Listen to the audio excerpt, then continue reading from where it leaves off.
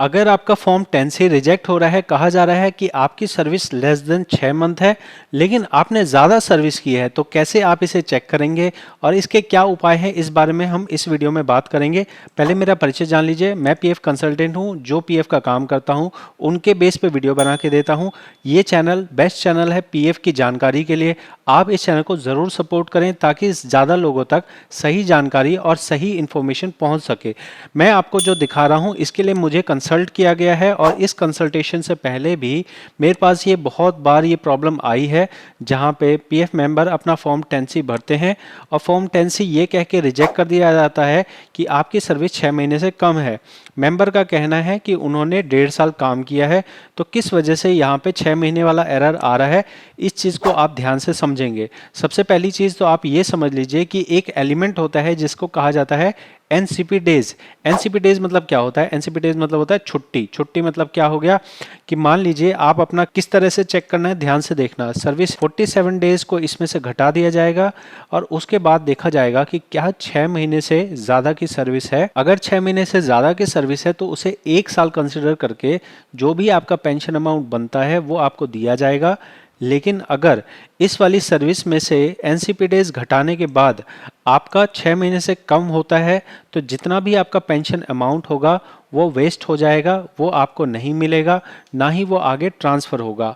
अब हम दूसरे सिचुएशन की बात करते हैं, जहां पे आप ये कहते हैं कि सर हमारी इस वाली सर्विस में तो कम है, लेकिन हमारी जो प्रीवियस वाली सर्विस है उसमें ज़्यादा अमाउंट था। अब हम दूसरे सिचुएशन की बात करते हैं जिसमें आपका कहना है कि सर हमारी इस वाली सर्विस की हम बात नहीं कर रहे हैं, हम बात कर रहे हैं इससे पहली वाली जो सर्विस थी उसमें भी हमारा जो है कई साल हमने काम किया था, उसको लेने पे भी हमें इसी तरह से एरर दे रहा है। तो इसके क्या पॉसिबल रीज़न हो सकते हैं ये समझिएगा। जैसा कि आपको मैंने समझा दिया है कि एक तो होता है सर्विस और दूसरा होता है एनसीपी डेज। तो वापस से आपको यहाँ पे भी यही फॉर्मूला देखना होगा कि हमारा यहाँ पे कितना आ रहा है। हमारा यहाँ पे 3 साल 7 महीने का टाइम दिखाया जा रहा है और इसमें से आप 201 दिन घटाएंगे। 201 दिन घटाने पे मेरे अंदाजे से ये हो जाएगा 2.5 साल। ठीक है, 2.5 साल की सर्विस हो गई। अब इस 2.5 साल की सर्विस के अंदर में आप इस वाली सर्विस और इस वाली सर्विस को जोड़ देंगे। उसके बाद आपका जितना पेंशन एलिजिबल बनता है उतना आपको मिलेगा। समझिएगा बात को कि यहाँ पे आपका जो ट्रांसफ़र होता है, कई बार वो ट्रांसफ़र कंप्लीट नहीं होता है, आप फॉर्म भर देते हैं और इसलिए आपका पुरानी वाली सर्विस को कंसिडर नहीं किया जाता है। जैसे इस मेंबर के केस में मैं आपको दिखा रहा हूं कि इस मेंबर ने क्या गलती करी है।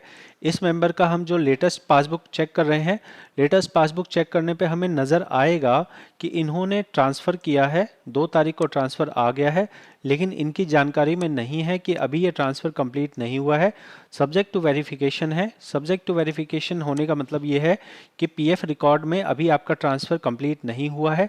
जब ट्रांसफ़र कंप्लीट हो जाएगा उसके बाद जब आप फॉर्म भरेंगे तभी जाके आपको आपका 10C मिलेगा। लेस देन 6 मंथ की एरर उस टाइम पे आपका नहीं आएगा। तो आप इतना समझ लीजिए कि अगर आपको ऐसा लगता है कि मेरी 8 महीने की सर्विस थी फिर भी मेरा नहीं दिया गया, तो उसमें से एनसीपी डेज को एक बार घटा लेना। उसके बाद अगर आपको लगे कि 6 महीने से ज़्यादा की सर्विस है तो आप वापस से 10C अप्लाई कर सकते हैं। लेकिन मैंने अपने अनुभव में जो देखा है वो ये देखा है कि एक बार एनसीपी डेज वाली बात कह के या लेस देन 6 मंथ वाली बात कह के अगर रिजेक्ट किया जा रहा है तो उनके पास सिस्टम में कोई पुख्ता सबूत होता है। जैसे इस वाले केस में तो ट्रांसफ़र नहीं हुआ था कंप्लीट, इसलिए फॉर्म रिजेक्ट किया जा रहा था। तो इसमें सिंपल सा सॉल्यूशन है, ट्रांसफ़र जब कंप्लीट हो जाए उसके बाद आप फॉर्म 10C वापस भरेंगे, उसके बाद आपको मिल जाएगा। लेकिन अगर आपका ऐसा केस है कि सिंगल सर्विस है, 8 महीने की सर्विस है, एनसीपी डेज घटा दिया, उसके बाद भी आपको लगता है कि 6 महीने से ज़्यादा बन रहा है और पीएफ ऑफिस को ऐसा नहीं लगता है, तो पीएफ ऑफिस इसमें ज़्यादातर टाइम ठीक रहता है, वो आपको पेंशन वापस से नहीं देता है। तो ये थी कंप्लीट जानकारी जिसमें मैंने आपको लेस देन 6 मंथ वाली बात बताई है। क्या इसमें रीज़न होता है, क्या सॉल्यूशन होता है, सारा कुछ बता दिया है। अगर आपको लगे कि मैंने आपकी कुछ मदद की है तो आप ज़रूर से मेरी मदद करें और बाकी पीएफ मेंबर्स की भी मदद करें जिन तक सही वीडियो नहीं पहुंचती है और वो इधर उधर भटकते रहते हैं। पीएफ ऑफिस अगर आप जाओगे कम से कम आपको 2 घंटे का टाइम लगेगा ही लगेगा।